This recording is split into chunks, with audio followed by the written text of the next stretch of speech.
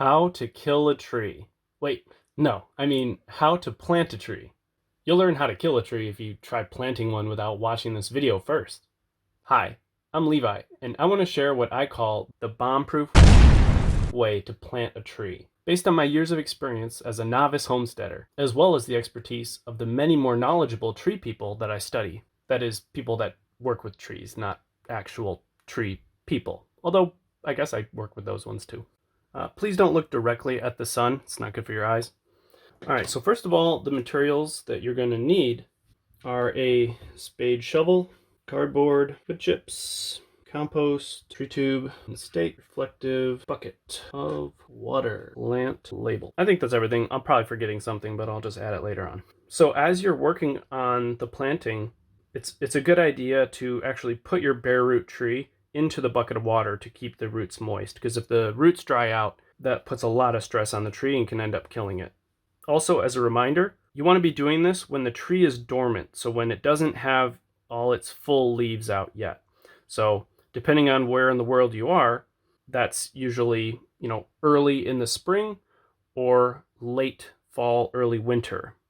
And that's just because transplanting a tree puts a lot of stress on it. So it's better to do while the tree's kind of like asleep rather than when it's trying to pull in all sorts of water and nutrients and trying to grow. Also, if you're planting the tree out into its final position, out in an exposed position, then I don't recommend doing 1-year seedlings. I've had much better survival rate by doing trees that are a couple years old. So they're typically about 3 to 4 feet tall with a trunk about the width of your pinky finger. So the first thing to do is dig a hole. And a good tip as you're digging is to have some sort of layer to collect the dirt on so that it doesn't mix in, because usually there's going to be vegetation up here. I've used plywood or a tarp. And then you'll notice that there's 2 different layers. So there's the darker topsoil layer, which has a lot of the organic matter and living biology in it. And then there's the lighter subsoil. And generally you want to keep those separate. Also, there's going to be clods usually of sod, because eventually when you return them back to the hole, you want to keep them in the same order. So you're going to put the subsoil back first, then the topsoil, then we'll talk about what to do with the sod clods. And you want the hole to be nice and big. Generally, you're going to have it be based off of the root system of the tree that you're planting. Step 1, dig a hole, make it big. Step 2, put the tree in the hole, roots down. How the roots are shaped in the planting hole is one of the main ways to kill or at least disable your tree.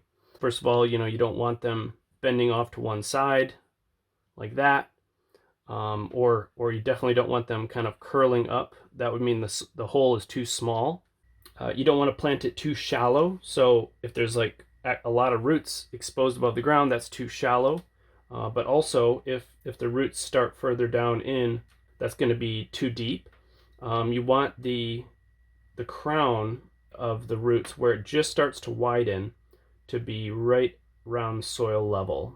Now a trick that I use, because I'm in a really sandy, dry soil, is I actually have the planting hole end up being like a bowl, like that. That way it can collect water that then soaks in when it rains. Because it's sandy soil, I don't ever have to worry about that water sticking around too long where it's going to drown the tree. The water soaks into the ground so quickly here that that's actually beneficial. So in drier environments, drier climates, it could be a good strategy to have the final soil level be lower than the surrounding, so it becomes kind of a water catchment. Then you'll start backfilling the hole with the soil. And I do it kind of like one layer at a time while holding the tree upright. If you have compost, this is a good time to mix compost into the backfill, but only like 10 to 20%. I do it because, again, my soil is really poor, nutrient poor soil. There's some people that say if you put too much fertility in the planting hole, it discourages the roots from wanting to grow out of the planting hole and expand. That's important to keep in mind, but I think giving a little extra boost for me in my poor soil is more important to get them to just survive. Another trick of the trade in heavier soils, so in clay soils, sometimes the sides of the hole, as you're shoveling, your shovel can kind of create like a really sheer, almost impermeable layer. It can kind of compact the sides of the hole, which then will make it difficult for the roots to then expand outwards as the tree grows. A good solution there is to use your shovel and just kind of jam it into the sides and even the bottom of the planting hole to help break that apart and make it easier for the roots to then grow out and expand. So then, as you're adding each layer, you're going to tamp down or compress the backfill. You don't want there to be a lot of air gaps because it's really important, again, for those roots to have a lot of contact with the soil so that they can get their moisture and they don't dry out and they have access to all the different nutrients and things they need in the soil. So kind of doing layer by layer. So add one layer, tamp it down, add another layer, holding the tree in place, tamping that down, careful not to break the roots. Then we move to the darker topsoil, tamping that down. Another trick of the trade, adding beneficial mycorrhizal fungi can help the roots grow up to 500 times farther than without it.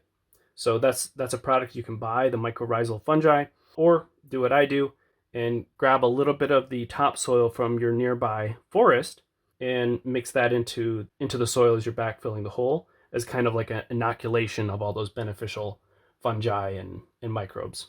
Next step is to add the tree tube. And the tree tube protects the tree from damage from deer and rabbits mostly. I like these mesh tree tubes better than the solid ones. I just feel like the plant is healthier because it can get more air.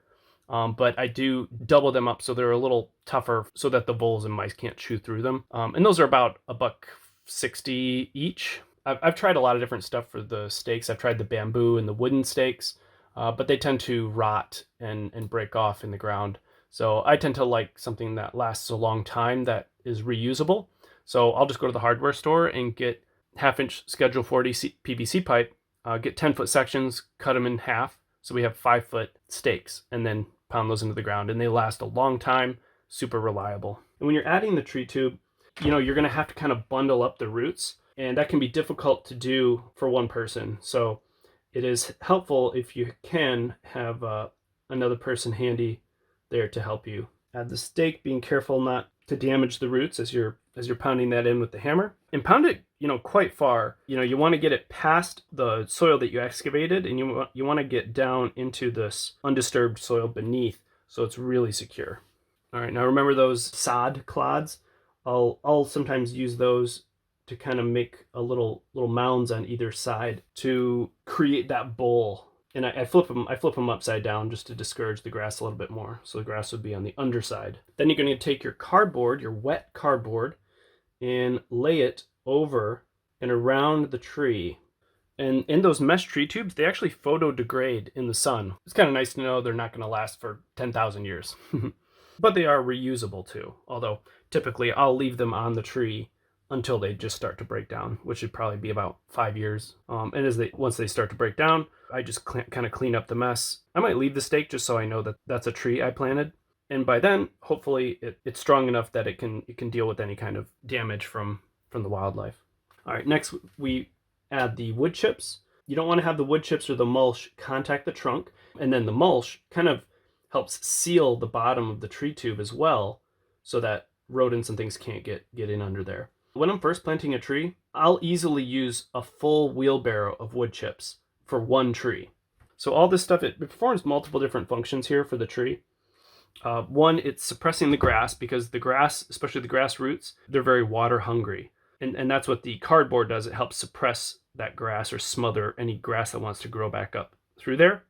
Then the mulch, the wood chips, holds in moisture and shades the soil so that any water that does get down in here isn't likely to dry out and evaporate because the sun's just baking on the bare soil.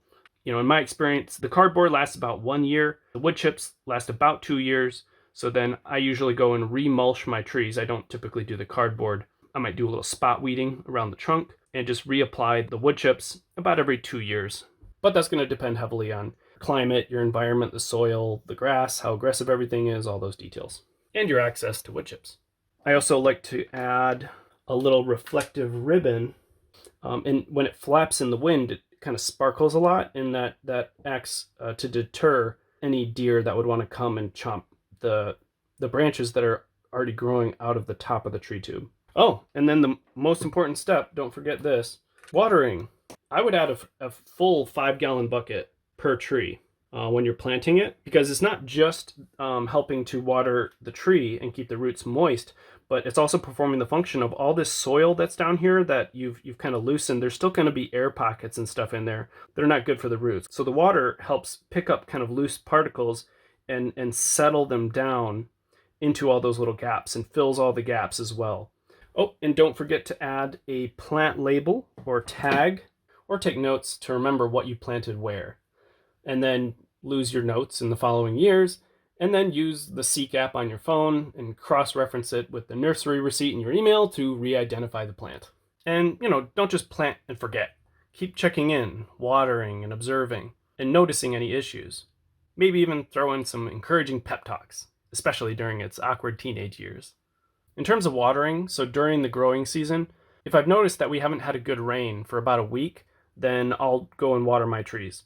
If you can do a full bucket per tree, that's going to be the best, but even a half bucket per tree is good. And if you're not doing buckets, but instead you've daisy chained a bunch of garden hoses together and you're snaking them across your land to water your trees, then I do about 30 seconds.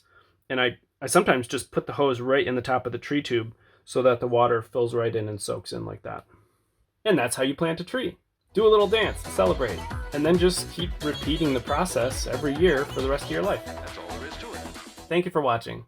If you found any part of this helpful, please let me know in the comments. And don't forget to like and subscribe to see more like this. Oh, and if you're interested in planting your own food forest, I highly recommend checking out my How to Start a Food Forest video next. Enjoy.